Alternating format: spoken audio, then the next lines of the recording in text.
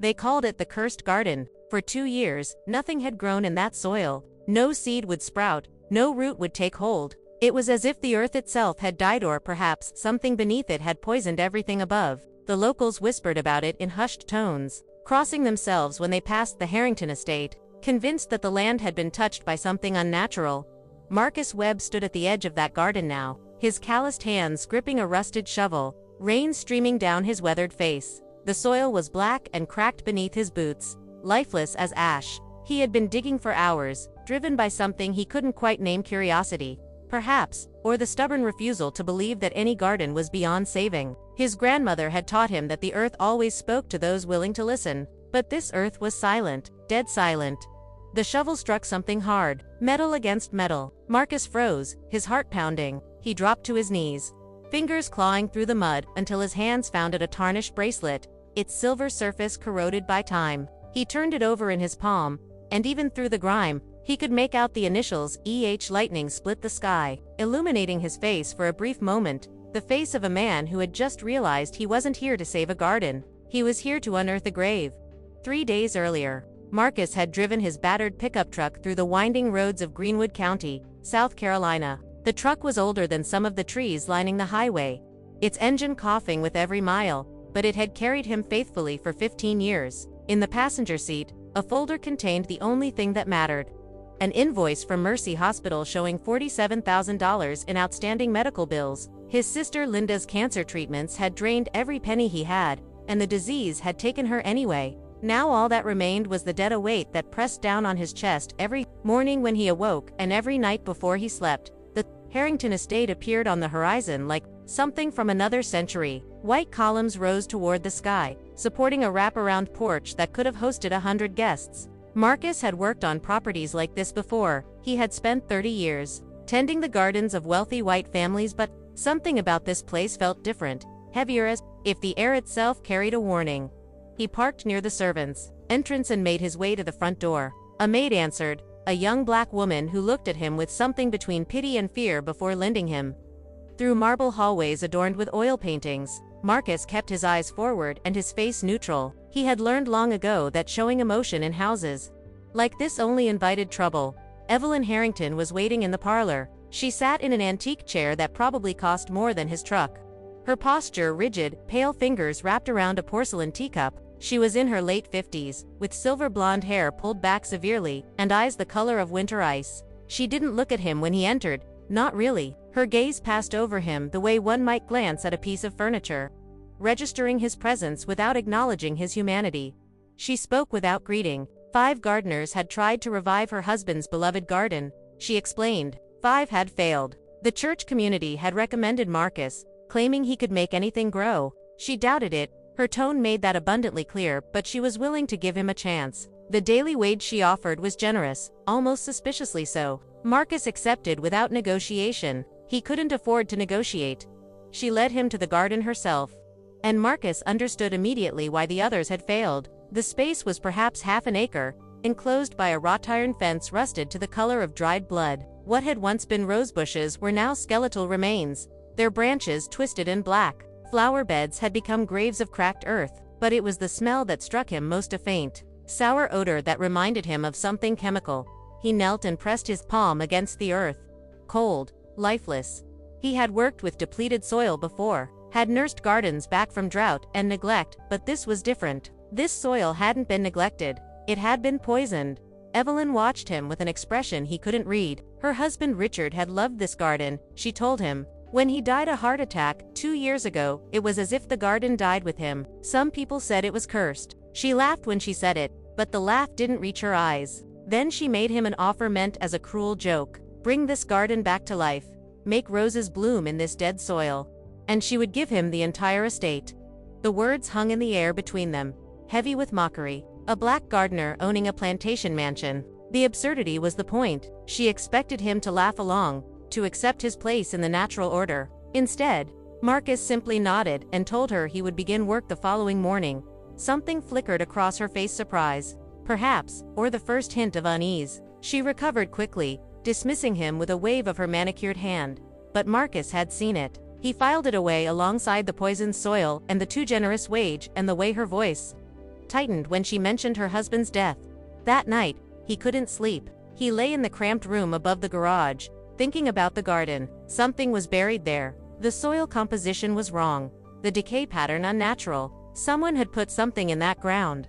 And whatever it was had killed everything it touched.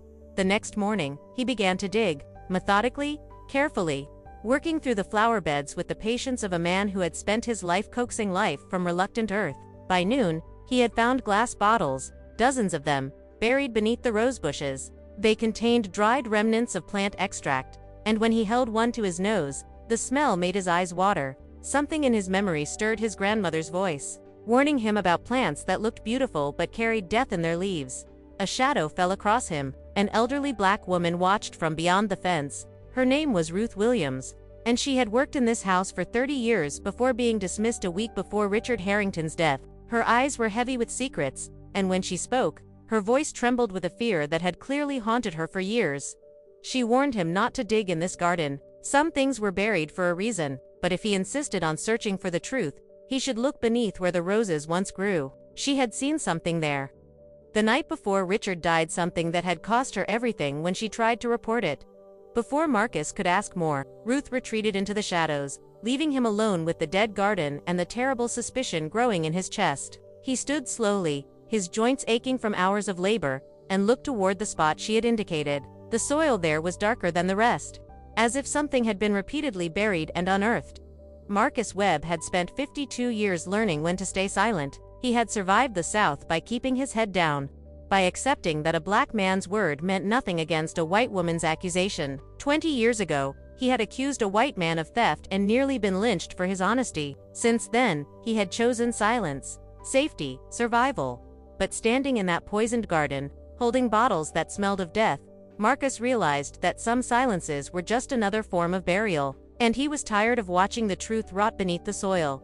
He picked up his shovel and walked toward the roses. Behind him, from her window on the second floor, Evelyn Harrington watched with eyes that had suddenly gone cold. The earth resisted him. Every strike of the shovel met with compacted soil that seemed to push back, as if the ground itself was trying to protect whatever lay beneath. Marcus worked through the afternoon, sweat soaking through his shirt despite the cool autumn air. The rosebed door, what remained of it, stretched before him like an open wound in the garden, the skeletal bushes casting twisted shadows across the disturbed earth. By late afternoon, his shovel struck something that wasn't soil or stone. He knelt, brushing away the dirt with his bare hands, and found himself staring at a layer of plastic sheeting, yellowed with age but deliberately placed. Someone had buried something here and taken care to preserve it. His fingers trembled slightly as he peeled back the plastic, revealing a metal lockbox, its surface corroded but intact. The lock was rusted shut. Marcus glanced toward the mansion, half expecting to see Evelyn watching from one of the windows, but the house stood silent, its windows dark and empty. He retrieved a small pry bar from his toolkit and worked at the lock until it gave way. With a reluctant groan, inside, he found a leather-bound notebook, its pages filled with cramped handwriting, dates and numbers, arranged in columns. January 15th to 5th drops, January 22nd to 7th drops, February 3rd to 10th drops. The entries continued for months, each one documenting what appeared to be a dosage of something being administered in increasing amounts. The final entry was dated 2 days before Richard Harrington's death.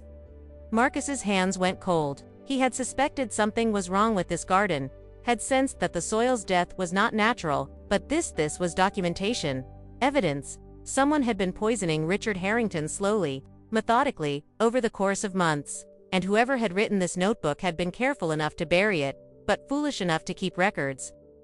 He photographed every page with his phone, then replaced the notebook exactly as he had found it. If this was evidence of murder, he needed more than a buried diary.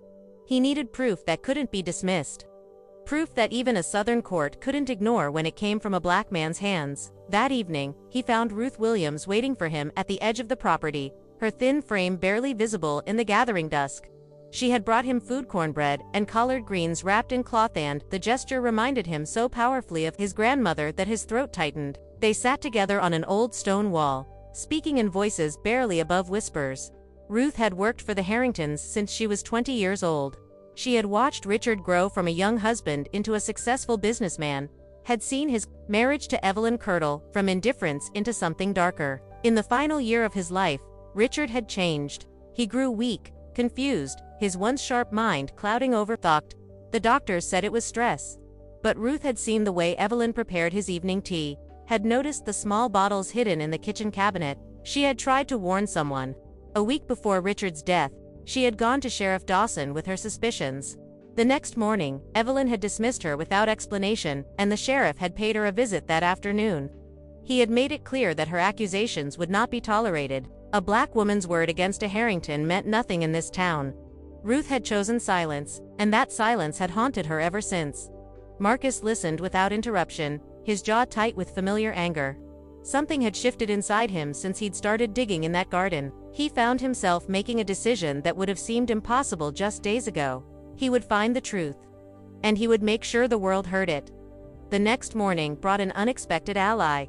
A silver BMW pulled up to the estate gates, and a young white man stepped out, tall, well-dressed with restless energy. James Harrington, Richard's son from his first marriage, had been estranged from his father's second wife for years. He had heard that someone was finally digging in the cursed garden, and he wanted to know why. James was nothing like the Harringtons Marcus had encountered before. There was no condescension in his manner. He spoke to Marcus directly, as an equal. And when he learned what the gardener had discovered, something fierce flickered in his eyes. He had suspected Evelyn for 2 years. His father had been healthy, with no history of heart problems. The sudden decline, the convenient death, the way Evelyn had immediately contested the original will, it had all felt wrong. But suspicion wasn't proof. They formed an uneasy partnership. James had resources, Marcus lacked money, connections, the ability to move through certain spaces without suspicion. Marcus had the willingness to dig where others feared to look, and the determination of a man who had spent his life being underestimated. Over the following days, they worked in careful coordination. James obtained his father's medical records through a sympathetic nurse. The records showed symptoms consistent with chronic poisoning, confusion, weakness, irregular heartbeat, attributed to natural causes by doctors who had never thought to look deeper. Marcus continued his excavation, finding more bottles, more evidence of toxic plants. But the breakthrough came from an unexpected source. James remembered something his father had mentioned: a security camera, hidden in the garden to capture footage of the birds Richard loved. Evelyn had never known about it. If it was still there, if it had been recording on the night Richard died, it might contain the only evidence that couldn't be dismissed. They searched for 3 days before Marcus found it: a small weatherproof housing concealed in the hollow of an old oak tree. Its lens pointed directly at the rose garden where Richard had allegedly collapsed from a heart attack. Inside was a memory card, still intact despite 2 years of exposure to the elements. James brought a laptop, and they watched the footage together in Marcus's cramped room above the garage. The quality was grainy, the night vision casting everything in shades of gray and green. But what they saw was unmistakable. Richard Harrington, stumbling through the garden, clutching his chest, Evelyn following behind him, watching, not calling for help, not running to his side. Simply watching as her husband collapsed onto the ground, as his body convulsed, as his movements grew weaker, and finally stopped. For a long moment after his father went still, Evelyn stood over his body. Then, with calm deliberation, she checked his pulse, straightened her dress, and walked back toward the house. Only then did she make the call to emergency services. Her voice perfectly composed as she reported a tragic accident. James wept. Marcus sat in rigid silence, his hands clenched so tightly that his nails left crescents in his palms. They had their proof. 2 years of suspicion, of whispered accusations, of justice denied, and now they had video evidence of a woman watching her husband die without lifting a finger to help him. But proof meant nothing if it never saw the light of day. And they both knew that in this town, with this family's connections, making that proof public would be the most dangerous thing either of them had ever done. They made copies of the video, multiple copies, stored in different locations. James took one to a lawyer in Charleston, someone outside Evelyn's sphere of influence. Marcus kept another hidden in his truck, beneath a false panel he had installed years ago for exactly this kind of contingency. The original memory card went back into the camera housing, where no one would think to look for it. For 2 days, nothing happened. Marcus continued his work in the garden, maintaining the pretense of a simple laborer trying to earn his wage. Evelyn watched him from the windows, her gaze more frequent now, lingering longer. He could feel her suspicion growing, could sense the calculations happening behind those eascold eyes. She knew something had changed, even if she couldn't identify what. The confrontation came on the third morning. Sheriff Dawson's patrol car pulled up to the estate, and the man himself stepped out with the careful swagger of someone accustomed to wielding authority. He was in his mid-50s, with a face that had probably been handsome before decades of comfortable corruption had softened it into something doughy and unpleasant. He approached Marcus with a smile that didn't reach his eyes. The sheriff spoke, in a friendly tone that carried an unmistakable threat beneath its surface. He had heard that Marcus was asking questions around town, talking to people he shouldn't be talking to. He understood that a man in Marcus's position, a stranger with debts, working on a wealthy woman's property, might be tempted to stir up trouble, but trouble had a way of finding those who went looking for it. This was a peaceful town, and they intended to keep it that way. If Marcus knew what was good for him, he would finish his work, collect his pay, and move on to the next job. Some gardens, the sheriff concluded, were better left dead. Marcus met the man's gaze without flinching. 20 years ago, he would have nodded, agreed, retreated into the safety of silence. But he wasn't the same man he had been 20 years ago. He had evidence, now evidence that could bring down not just Evelyn Harrington, but everyone who had helped her cover up her crime. He said nothing. The sheriff's smile faltered slightly, replaced by something harder, more dangerous. Then he tipped his hat, climbed back into his patrol car, and drove away. That night, Marcus found his room ransacked. Someone had searched through his belongings with methodical thoroughness, emptying drawers, slicing open his mattress, even prying up the floorboards. His heart hammered as he checked the one place that mattered: the truck. The hidden compartment. Empty. The copy of the video was gone. He called James immediately, his voice tight with barely controlled panic. But James didn't answer. Marcus drove to the younger man's apartment in town, and what he found there turned his blood to ice. The door hung open, the lock broken. Inside, the apartment looked like a tornado had torn through it. And James himself lay on the floor, unconscious, blood matting his hair from a wound on his temple. Marcus knelt beside him, checking for a pulse, and nearly collapsed with relief when he found one weak but steady. He called for an ambulance, then searched the apartment with desperate urgency. The laptop was gone. The copy of the video was gone. Every piece of physical evidence they had gathered had been taken. James regained consciousness in the hospital. His voice hoarse and his memory fractured. Men in dark clothing, he remembered. Sheriff's deputies, maybe, or private security, was hard to tell. They had asked about the video, about what he and Marcus had found. When he refused to answer, they had made their point with fists and boots until he stopped refusing. 2 years of investigation, of careful evidence gathering, of hope, all of it erased in a single night. Evelyn had discovered their plan, and she had responded with the ruthless efficiency of a woman who had already killed once, and would not hesitate to protect herself again. Marcus sat in the hospital waiting room, his head in his hands, feeling the weight of defeat pressing down on him. The evidence was gone. James was injured. The sheriff was in Evelyn's pocket.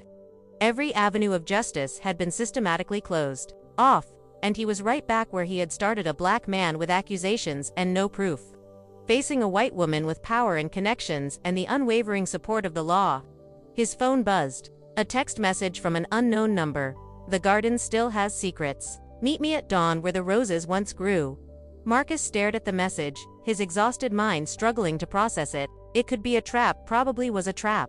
Evelyn knew he was digging, knew he was dangerous. What better way to eliminate the threat than to lure him to an isolated location and make him disappear? But something in the phrasing gave him pause. The garden still has secrets. Not the video, not the evidence they had already found. Something else, something Evelyn herself might not know about. He thought about Ruth Williams, about her 30 years in that house, about all the things she might have seen and never spoken of. He thought about Richard Harrington, a man who had known his wife was dangerous, who had hidden a camera in a tree and buried his suspicions in the garden he loved, a man who had been afraid but not helpless, who had prepared for the possibility that his death might be more than natural. If Richard had hidden one piece of evidence, might he have hidden more? Marcus looked at the clock. 6 hours until dawn. 6 hours to decide whether to run, as every instinct screamed at him to do, or to walk into what might be the last morning of his life. He thought about his sister Linda, about the bills that had driven him to this place. He thought about Ruth, silenced by fear and power. He thought about every black man and woman who had ever been told their word meant nothing, their pain didn't matter, their truth would never be heard. and he thought about the video Evelyn standing over her dying husband, watching, waiting, unmoved by his suffering. Some silences were just another form of burial, and Marcus was tired of being buried. He stood, walked out of the hospital, and drove toward the Harrington estate. Behind him, the first pale streaks of dawn were beginning to lighten the eastern sky. The dawn mist hung low over the Harrington estate as Marcus pulled his truck through the gates. The garden waited in the gray half-light, its skeletal plants casting long shadows across the cracked earth. He had come alone, armed with nothing but a shovel, and the desperate hope that Richard Harrington had been smarter than the people who killed him. Ruth Williams emerged from behind the old oak tree, her thin frame wrapped in a dark shawl. She looked older in the pale morning light, worn down by decades of secrets she had been forced to keep. When she spoke, her voice was barely audible above the whisper of wind through the dead branches. Richard had known. In his final weeks, as the poison slowly drained the life from his body, he had understood what was happening to him. He couldn't prove it couldn't go to authorities who were already in his wife's pocket, but he could prepare. Ruth had watched him one night, moving through the garden with a flashlight, burying something beneath the old sycamore tree at the far corner of the property. A place Evelyn never visited. A place she had forgotten existed. Marcus followed Ruth to the tree, its gnarled trunk rising from the earth like a monument to all the secrets this land held. He began to dig, his shovel biting into soil that was softer here, less poisoned than the rest of the garden. Within minutes, he struck something solid, a waterproof case, military grade, designed to withstand years of burial. Inside, he found Richard Harrington's final testament, a letter addressed to whoever might find it, a USB drive containing backup footage from the garden camera footage Evelyn's men had never known existed, and most damning of all, a copy of Evelyn's poison diary, along with soil samples Richard had secretly collected and sent to an independent laboratory. The results confirmed what Marcus had suspected. The garden had been deliberately contaminated with the same toxic compounds used to murder its owner. Richard's letter was the confession of a dying man who had run out of options. He wrote of his suspicions, his failed attempts to gather evidence, his certainty that authorities would never believe him against his wife's wealth. He wrote of his hope that someday, someone would find this cache and have the courage to do what he could not. Marcus read the letter twice. This was more than evidence. This was a dead man's plea for someone to finish what he had started. The question was how. The sheriff was corrupt. The local courts were compromised. He needed to make the truth public in a way that couldn't be suppressed. He thought of the town square, where the weekly farmers market would begin in just a few hours. Hundreds of people gathering in one place, many carrying phones capable of recording and broadcasting to the world. If he could get the evidence in front of enough witnesses, not even Evelyn Harrington's money could put the truth back in the ground. It was reckless. It was dangerous. He made his decision. 3 hours later, Marcus stood in the center of Greenwood's town square, a portable projector connected to a laptop on his truck's tailgate. The morning crowd had grown curious, then concerned, as word spread that the black gardener from the Harrington estate was about to reveal something about Richard's death. By the time Sheriff Dawson's patrol car arrived, nearly 200 people had gathered, their phones already recording. The sheriff pushed through the crowd, demanding that Marcus stop, threatening arrest. But Marcus didn't move, his finger hovering over the laptop, as more people gathered to watch. When Evelyn Harrington arrived, the crowd parted to let her through. She was perfectly composed, addressing the crowd in her cultured Southern voice, explaining that this poor man had clearly suffered some kind of breakdown. Marcus let her finish. Then he pressed play. The footage was grainy but unmistakable. Richard Harrington, stumbling through his beloved garden, clutching his chest, Evelyn following behind, watching with the patience of a predator. The long minutes as Richard lay dying, his wife standing over him, making no move to help. And finally, the calm deliberation with which she checked his pulse and walked away to establish her alibi. The crowd watched in horrified silence, phones captured every second, uploading it to platforms that would spread it across the world within hours. Evelyn's composure shattered. She screamed at the sheriff to arrest this man, to stop the video. But Dawson had seen the faces of his neighbors, had watched the evidence in front of witnesses he couldn't threaten. For the first time in his corrupt career, he understood that he was on the wrong side of a truth that couldn't be buried. State police arrived within the hour, summoned by calls from townspeople who had finally found their voices. Evelyn was arrested on suspicion of murder, her protests growing increasingly desperate as the reality of her situation became clear. Sheriff Dawson was taken into custody as well, his decades of complicity finally catching up with him. Marcus watched them both loaded into separate patrol cars, their faces pale behind the glass. He felt no triumph, no satisfaction, only a profound exhaustion and the quiet knowledge that he had done what needed to be done. Ruth found him afterward, standing alone at the edge of the dispersing crowd. She took his hand in hers, her grip surprisingly strong, and told him that Richard would have been grateful, that she was grateful, that for the first time in 30 years, she could finally breathe. Spring came early to Greenwood County that year. As if the land itself was eager to shake off the weight of what had happened, the Harrington estate passed to James, who kept his promise to Marcus. The garden was his now, to do with as he pleased. Marcus worked through the warming days, clearing away the dead plants, treating the poisoned soil with compounds that would neutralize the toxins and restore its fertility. It was slow work, patient work, the kind of labor that couldn't be rushed. But by May, the first green shoots began to push through the earth. By June, the rose bushes he had planted were budding. By July, the garden that had been dead for 2 years was alive with color red and pink and white blossoms nodding in the summer breeze, butterflies drifting between flowers, birds returning to trees that had finally recovered their leaves.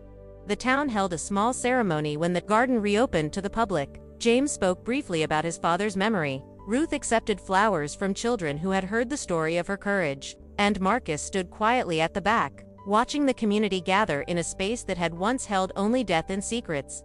A reporter asked him how it felt to have solved a murder that had gone undetected for 2 years. Marcus considered the question for a long moment before answering. He hadn't solved anything, he said. He had simply refused to stop digging when others told him the ground was cursed. Sometimes that was all. Justice required someone stubborn enough to keep looking for the truth, even when the whole world insisted it was better left buried. That evening, after the crowds had gone and the summer light had faded to gold, Marcus walked alone through the garden he had brought back to life. The roses were in full bloom now, their fragrance heavy in the warm air. He knelt and pressed his palm against the earth, no longer cold, no longer dead, but warm with the pulse of growing things. His grandmother had taught him that the earth always spoke to those willing to listen. For 2 years, this garden had been screaming its secrets to anyone brave enough to hear them. All it had taken was someone willing to dig deep enough to find the truth. Marcus stood, brushed the soil from his hands, and walked toward his truck. Behind him, the garden rustled softly in the evening breeze, alive, finally, with something other than secrets.